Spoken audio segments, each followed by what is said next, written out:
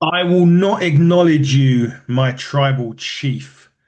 Words from Jacob Fatu as that feud certainly continued on Monday Night Raw, which we'll get into and a lot more on the Hitting the Turnbuckle podcast. Now, lots of interesting stuff happened on Raw this week that we need to pick up on. We'll get to Jacob and Roman very, very shortly. Um, one thing that has come out from Raw is Asuka. Now, we've been talking about Asuka and whether or not she is leaving the WWE. She had another moment with Io Sky at the back prior to Io Sky's match with Saruka, basically saying that if I was going to pass the torch, I'm glad it was to you, the teacher and the student kind of situation. They hugged, Asuka left. From what has been reported, and I'm only saying the word reported, it's not been confirmed by anywhere at this stage, but apparently Asuka has some issues that she needs to take care of in Japan and thus will be away for an extended period of time. Whether or not that will be a long period of time, I mean, it must be a reasonable period of time because she's going to be away from the business, away from Raw, away from the WWE for an extended period. So we'll see how long Asuka is away for. But nevertheless, she hugged Io Sky. She kind of passed the torch. Maybe when she returns, she's going to maybe return to SmackDown. So they won't meet maybe until the Royal Rumble. Who knows? But it looks like Asuka has some issues in Japan that needs to be resolved. Funnily enough, I don't want to talk about AEW on this show, but Klitschko Okada has the same thing, but he's not going to be away for long. But yeah, interesting times with that one.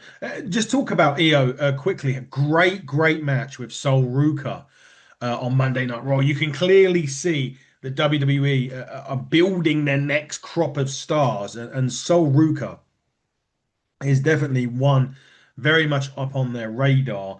Already kind of entering or has entered a program with Becky Lynch. But prior to this, and prior to Becky's attack after this match, it was a really, really good match. Nice, innovative finish. Sol Ruka went for the Soul Snatcher. Io Sky countered it with a roll up. A little bit delayed. I don't know if that was by design, but still a fantastic match.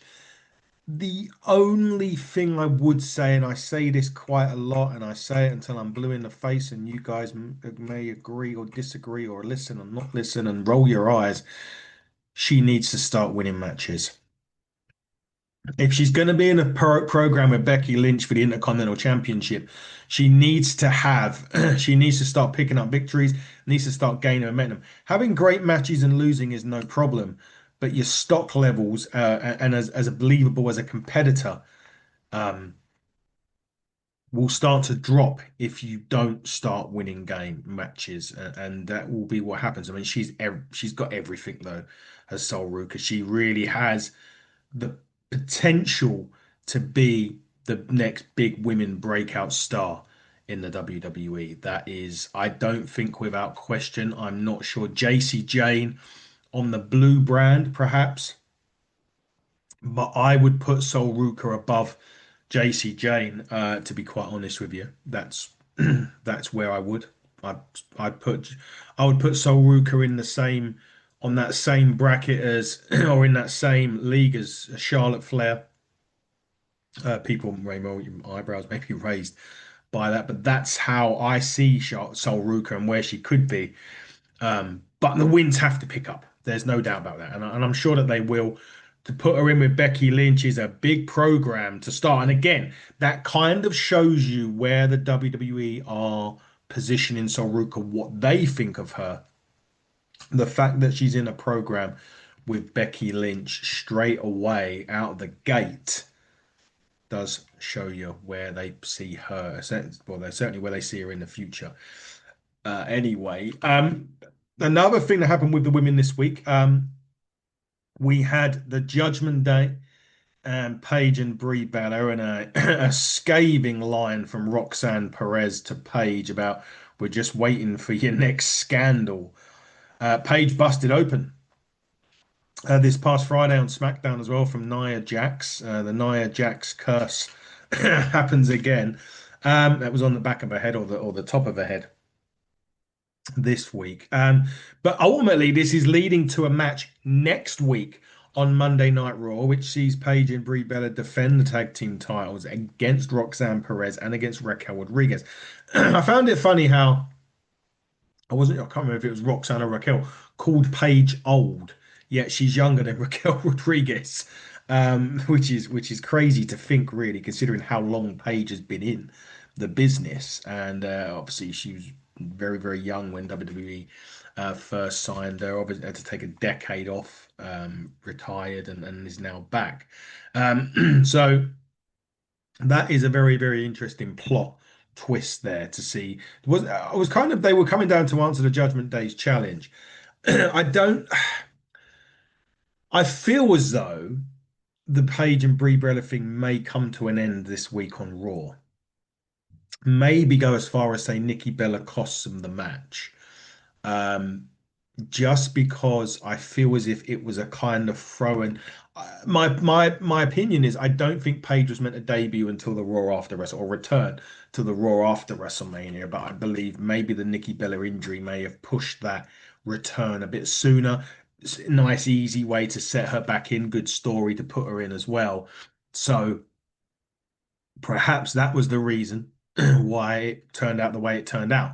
Nevertheless, great to see it back, but I feel as if that run could come to an end. I just feel also, though, the Judgment Day kind of. I mean, this is Judgment Day. I mean, if you look at the bloodline, the Judgment Day are not far behind them in terms of longevity. The bloodline story, it kind of has returned a bit now. Not as maybe as effective as it was back in the early, back in the SmackDown era, but certainly in terms of, style, I'm not quite sure how much longer we can have the Judgment Day be dragged out. I feel as if something needs to. I'm not, when the Bloodline was on, I was like, I've got to watch it. When the Judgment Day's on, I mean, yeah, it's nice to see Liv and Roxanne and everyone else. And Dom is fantastic as as Dominic Mysterio. More on him in a minute. But yeah, I just feel like the Judgment Day, it should have gone a while ago, to be quite honest with you. And I'm not convinced. And there's nothing really. Roxanne is probably the next one out. Well, the way the story's going, anyway.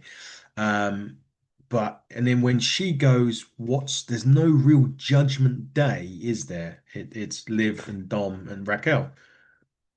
So yeah, we need to see what happens there. But they do have their tag team title opportunity next week on Raw. Another match on Raw, or another match that was signed for Saturday night's main event on Raw is the Intercontinental Championship match. Now, this all kind of happened. It started in Adam Pearce's office. Ethan Page challenged Penta for the Intercontinental Chip, Saturday night's main event. Rusev interrupted that challenge, and Page said that he agreed that Rusev deserved a title shot and tried to convince Adam Pearce to give him a title shot as well. I think maybe to weaken Penta. I'm not sure. But Jevon Evans come in and said, "You don't deserve a title shot, Rusev, because you can't win a match." And that led to Jevon Evans beating Rusev with the OG cutter. And, this is another weird one, isn't it, Rusev? Because you look back and you look at, like, okay, Ethan Page is doing something, Ricky Saints is doing something, Jade Cargill's doing something. But you look at the ones that they brought back from Aid. I mean, Penta was another one. Ray Fenix, not so much. That's a mystery. But you look at the ones they brought, Malachi Black, Rusev. What have they done? Like, Malachi's gone. Rusev, I mean, I don't know if he's hanging on or what the deal is with Rusev, but they brought Rusev back and again have done zero. He may have been better going to NXT. I know NXT has turned into let's create the star. I feel as if NXT's lost that momentum. When me and Andy were talking a year or two back, we were like, NXT's the third brand. They need to include them in the draft, bring people down that are not being used and booked. But I feel as if NXT's lost that oomph that it had, and it is now more of a breeding ground, for want of a better phrase, for people to go to the main roster. So obviously LFG is the kind of starting point. You go from there to NXT, you make your name for NXT or you get cut, and then you go to the main roster. And generally, when you do go to the main roster, you have little or no plans, which is another thing that does happen. But Rusev is a mystery here, and I do wonder whether he will be around much longer in the WWE. I don't know if they do some more round of cuts or whatever. I don't want him to go. Don't get me wrong. I'm not wishing a release on anybody. Jeez, I just don't see where Rusev fits in the WWE. I really don't. I just don't. I can't see a place where I'd say, yeah, I'd stick Rusev there. you know. Might be an interesting one to talk about on the weekend when we do the week's roundup with mouthing off with Mike will be on as a side note with myself and David. Yeah, but weird one, Rusev. But Javon Evans got the win, and Ethan Page does get a shot at the Intercontinental Championship on Saturday night's main event next Saturday. So that is going to be happening. It will be Penta. It will be Ethan Page for the championship. Another championship that's on the line on Saturday night's main event kind of has been starting over the last few weeks of Raw. It did continue this week. The Roman Reigns coming to start off Raw. But we got into the ring and the Vision were cutting a promo. Logan Paul finished that promo with saying, Logan, and then Joe Hendry was like, Paul, can we fight? That was a really good touch. I love the way it done it. The Street Profits are in the ring as well. It set up a six-man tag, which the Street Profits and Joe Hendry did actually end up winning when Angelo Dawkins got the roll up on Austin Theory. Good match as well. Um, Seth Rollins coming into this match and he got involved. And at the end of it, it was Braun Breaker went to spear Rollins, who was shaking hands with Angelo Dawkins, pushed Angelo Dawkins into the Braun Breaker spear, which left a sour taste in Montez Ford's mouth, as you can imagine. And they were basically chewing with each other on the way, which is interesting to see where this goes because Joe Hendry's involved, but it's mainly around the Street Profits and Seth. And whether Seth can be trusted, which is a great point that that they're all making. Can Seth be trusted on Raw? I don't know. But it has led to a match for the tag team championship at Saturday night's main event, which will be the Vision defending against Angelo Dawkins and Montez Ford, the Street Profits. But here's a twist. And this is something that has been happening on Raw for the last few weeks. And this week on Raw, again, we had something happen. Last few weeks, Austin Theory has been seen with Maxxine Dupree. And this week on Raw, as he goes and as the Vision leaves, she is sitting in the car that takes the Vision out. And one wonders whether Maxxine Dupree, she's been with Otis and Tozawa for a long time. She had that feud with Natty. I'll get on to Natty after this. And then she's kind of gone back with Otis. She's really been floundering. She had the Intercontinental Championship run. Is she going to be the next Vision member working under Paul Heyman as well, which I think would be great? And like, I know this is going to sound like really cliche, but you've got like Maxxine Dupree, who's this beautiful looking woman with Otis and Tozawa, two geeks, in a way. And she's going to go in with the cool guys, if that makes sense. That's how I'm foreseeing this. that she ends up with the cool gang, because she's with Austin Theory with the six pack, Logan Paul, Bronson Reed, Braun Breaker, the it crowd, and maybe she's been convinced to join them. I'm not necessarily against this if this helps Maxine Dupree develop even further, because she worked with Natty, and Natty, like I said, right now, she's gone off the face of the earth. We had Natty create or put this new character into WWE, this new kind of shoot fighter style character, and they've done fuck all with it, which is ridiculous. It's ridiculous not doing anything with Natty. She wasn't giving her the farting gimmick and whatever else. You've got one of your best wrestlers there. But going back to Maxine Dupree, this could be the making of Maxine Dupree with the Vision and with Paul Heyman, of course. I'm really interested to see. I'm actually quite invested in it. I really want to see what happens. How does she turn? When does it happen? Is it going to be at Saturday night's main event in a couple of weeks? Does she assist the Vision? Does Seth Rollins take out Braun Breaker? Does Bronson Reed return? What is going to happen with Maxine Dupree and at what point? But if she's now going to be taken under the wing of Paul Heyman backstage as well, that is a big plus for her career, and someone that you can tell that she wants it. She wants to do more. She's been training a lot. You've seen all the videos. Really intrigued to see what happens with her, and I think that could be the making of her, and she could be elevated up to a few levels there. So we'll see what happens with that. Keep your eyes on that one on Raw. The excuse me, I've got a few tickles in my throat this evening. The Oba Fembi Open Challenge was answered by nobody. Nobody wanted it. Adam Pearce come out and said to Oba, "There's nobody here," and Oba was like, "You're not doing your job properly." And no one was willing to do it, so it was going to be cancelled. Well, Obafembi wasn't having that. He said, if no one's going to be here, I'll find my opponents myself.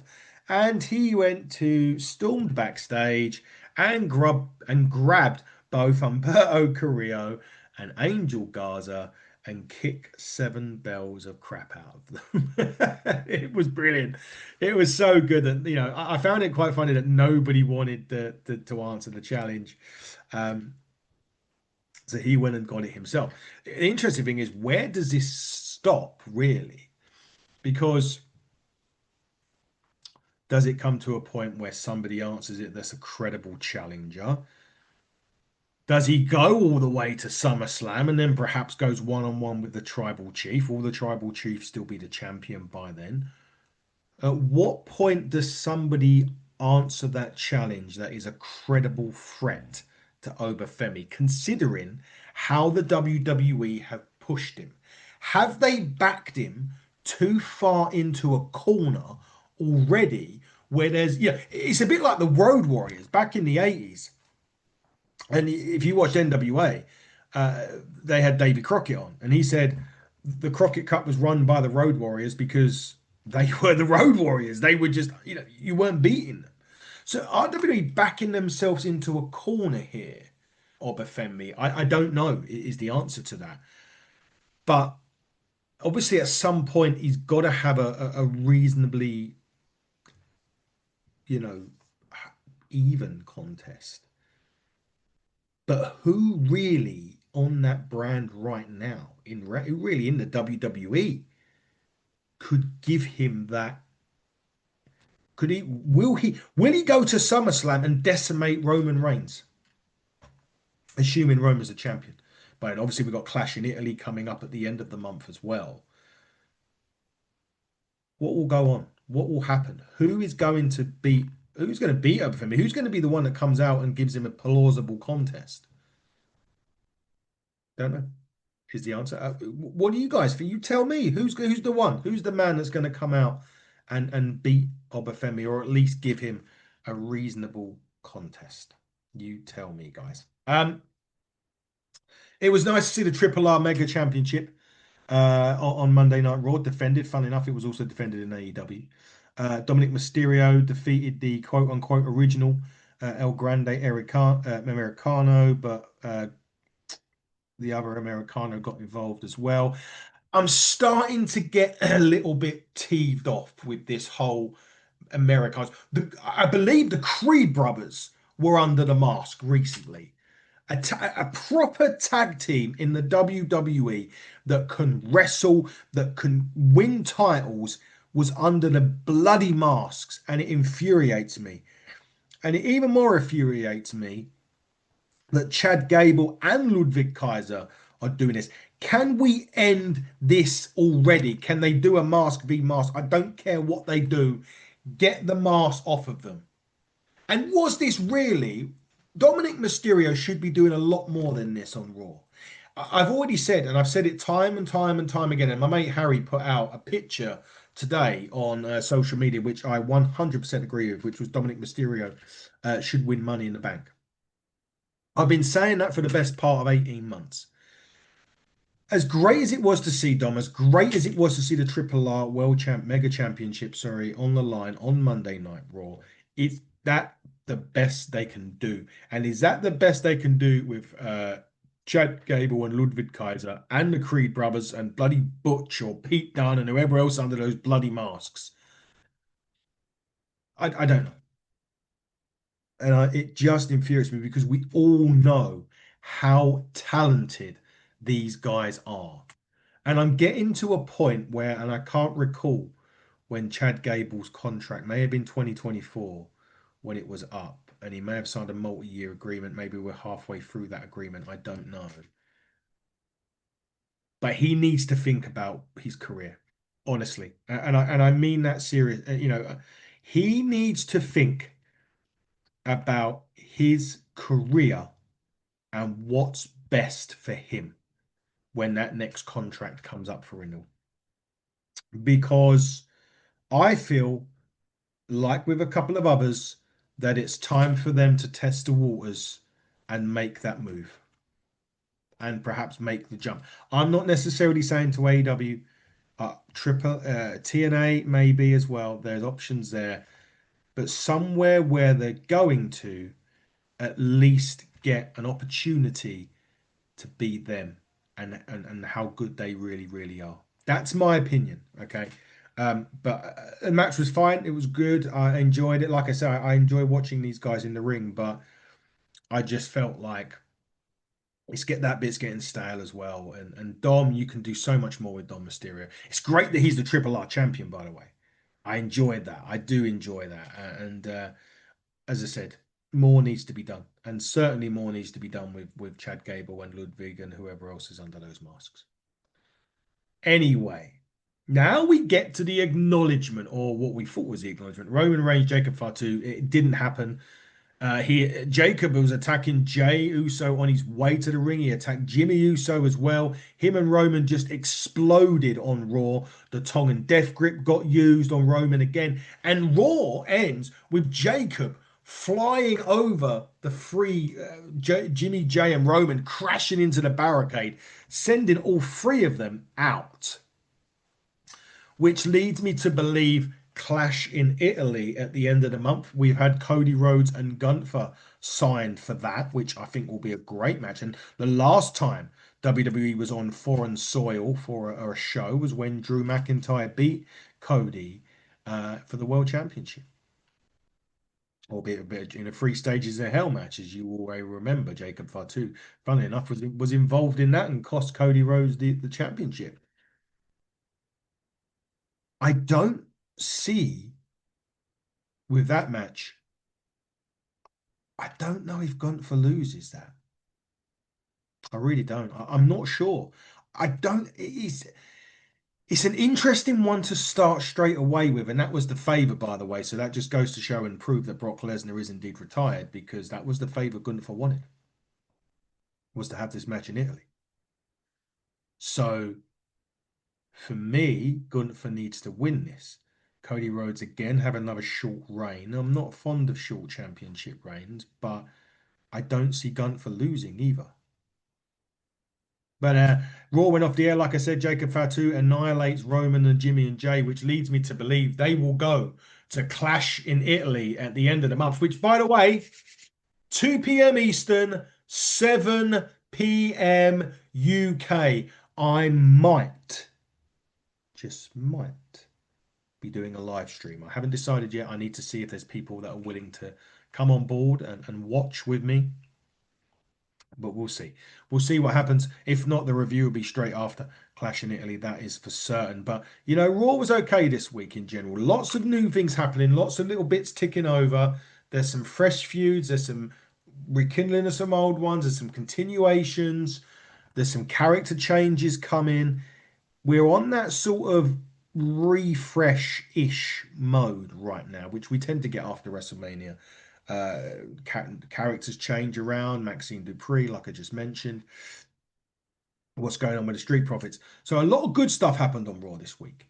They still need to iron out a few kinks, but so far so good, and it was an enjoyable show overall. I didn't skip any of it. That just goes to show you if it was good or not. But look, this was Raw. You tell me what you think about all of that and more. Follow us at HTT Buckle everywhere. Interviews dropping all week long on the channel. We already had an interview drop yesterday. With Austin Brooks, sorry, from Independent Showcase Scotland. We had CCP podcasting, myself and Chris Page, of our love of independent wrestling. That is live on the channel right now. Tomorrow, Billy Starks from AEW and Ring of Honor joins us. Thursday, the youngest in charge, Leon Slater, ahead of his history-making show on TNA, live TNA Impact, will join us this week. And on Friday, Independent Showcase goes right back down under as we interview one of the referees taking the Australian scene by storm, referee Hannah. Lots of collaborations. Mouthing Off with Mike will be coming joining us this coming Sunday for the week's roundup of wrestling and so much more. HTT Buckle everywhere. Big thank you to you all for blowing up our socials left, right, and center. We can't do this without you, so we appreciate you always. We'll be back tomorrow with Billy Starks. Please come and join us. Until then, everybody, take care and goodbye.